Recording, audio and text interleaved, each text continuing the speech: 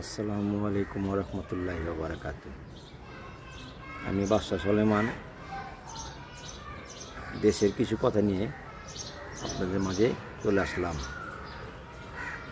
দেশের পরিস্থিতি বেশি ভালো না, দেশের ব্যবসা বাণিজ্য খুবই খারাপ। যত দিন যাইতেছে তত ব্যবসা বাণিজ্য খারাপের দিকে যাইতেছে। সাধারণ মানুষের ইনকাম নাই, তারা দিন আনে দিন খায়, এদের অবস্থা বেশি খারাপ। আর বাণিজ্য বলতে তো নাই, আমরা সাধারণ মানুষ যে নিত্য প্রয়োজনীয় জিনিস যেগুলো চাল ডাল আটা চিনি ময়দা এগুলো কিনতে হিমশিম খাইতেছি।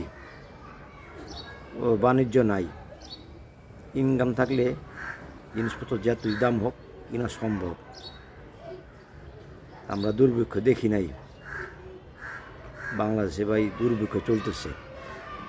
যত দিন যাইতেছে এত পরিস্থিতি খারাপের দিকে যাইতেছে। ছিনতাই রাহাজানি বেড়ে গেছে, জনগণের অবস্থা বেশি খারাপ। এই বলে আমার বক্তব্য শেষ করলাম। আসসালামু আলাইকুম ওয়া রাহমাতুল্লাহি ওয়া বারাকাতুহু।